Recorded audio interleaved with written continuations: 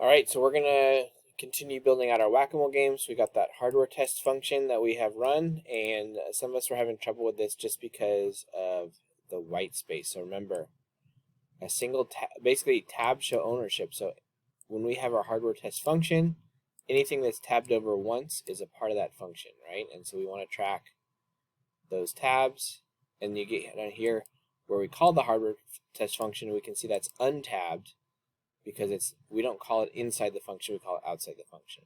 And then when we get to our while loop, everything's tabbed over an additional time to be a part of that loop. And then if these things were like this, then they would be outside that while loop, okay, and then it would not use those. But we want those to be in the while loop like that, okay? Let's see. And so here, basically we're doing is just every 10 counts, we're going to toggle the LEDs, or cycle the LEDs, or cycle an LED, I'd rather say. We're tracking every certain amount of loops. We're going to do a beep. Every 100 loops, or every 50 loops, we're going to do a beep. And if it's a 50th loop, we'll do this beep. If it's a 100th loop, it'll do this beep. And then here we're going to track changes in the button state. So if you press a button, it will indicate that it's a new press, and we just keep cycling that. And we run that. We make sure we can get all of our LEDs lighting up. We can see that we're responding to all of our button presses, and that we can see we are getting noise out of our buzzer. Okay, and then from there, what we want to do is we want to create a new function, all caps here, called game loop, and this is where a game is going to live.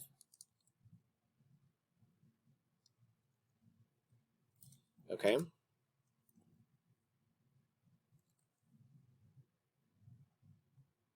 And for now, we're just going to call the hardware test in there. Start game, right?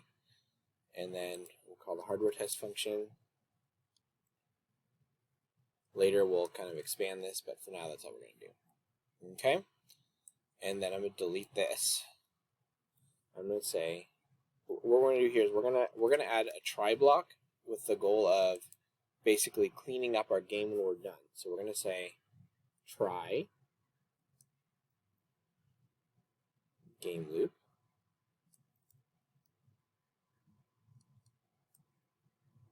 except exception as E. We're going to print the exception.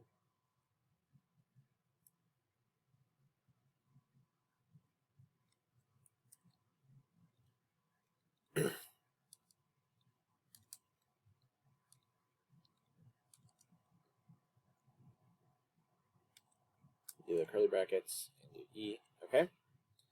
And then we're going to call our turn. What's our function called? All LEDs off is what we want. So we're going to call all LEDs off, and we're going to also set our buzzer to off. And this way, we don't end up in a situation where the buzzer's left going at the end of the game, or the LEDs are on. And so we kind of end it in this kind of clean state. Okay, so if we save this and run it, it should run our game loop. And when we stop, it should turn off the LEDs, except mine didn't. Let's see. Alright, so this is not catching our keyboard interrupt exception. So actually what I think I want to do is, let's try this. Instead of that, we're going to just do finally. And we'll see if that works for us.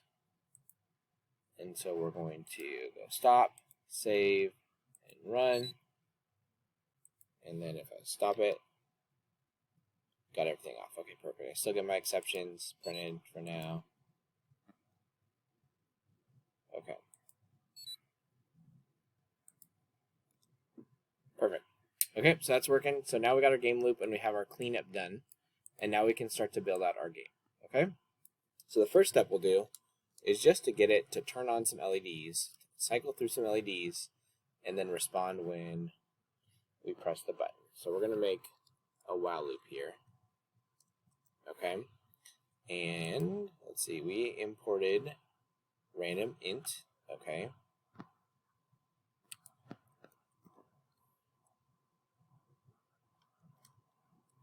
Index equals rand int.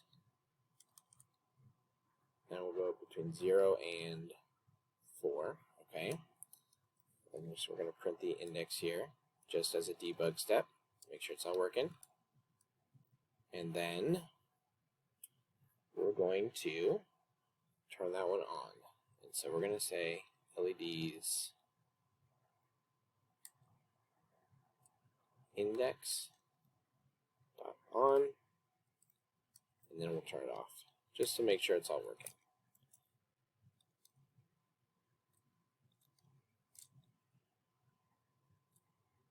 Okay, so we run that, and it's going to loop through, and it's going to toggle a random LED.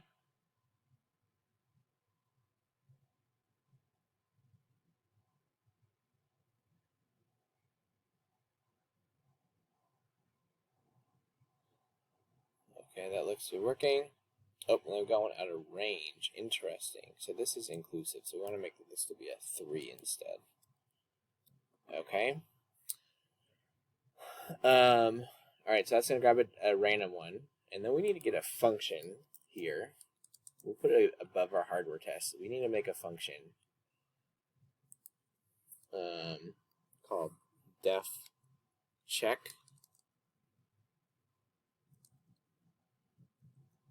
all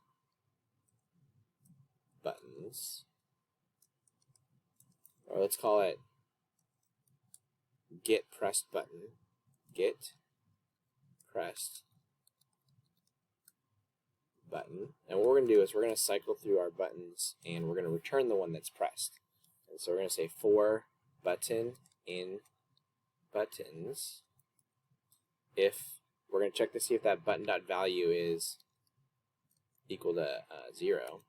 So it's pressed. We're going to return, we want the index too. So we're going to go index, comma, button in enumerate buttons. This will count them for us. Okay. We'll return the index. And if we don't get anything, we're going to return -1. Okay? To no, or we'll return none. That'll be better. And what we're going to do here, coming back to our game loop, is we're going to turn that LED on. And we're going to say while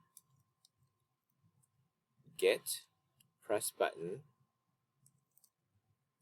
is not equal to index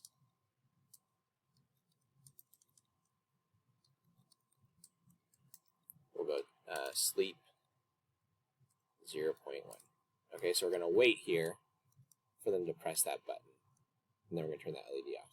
So this is the kind of the foundation of our game, right? So we're going to turn on a random LED. We're going to wait until a button is pressed, or until the right button is pressed. And then once that button is pressed, we'll turn that off. So let's go ahead and try that. I'm going to save this, and I'm going to run it. Okay, so the game has started. It's got one of my LEDs turned on. I pressed the button and it turned off. Okay. And that's working pretty well. So I can't show you on the camera, but it lights up the LED, and every time I press the corresponding button, it grabs a new one. Okay, and so that is part 1 of our basic whack-a-mole game. All right, and if you want to, switch to running the hardware tests, we can go here, hardware tests, put that back in there, and you can run that hardware test instead. Okay.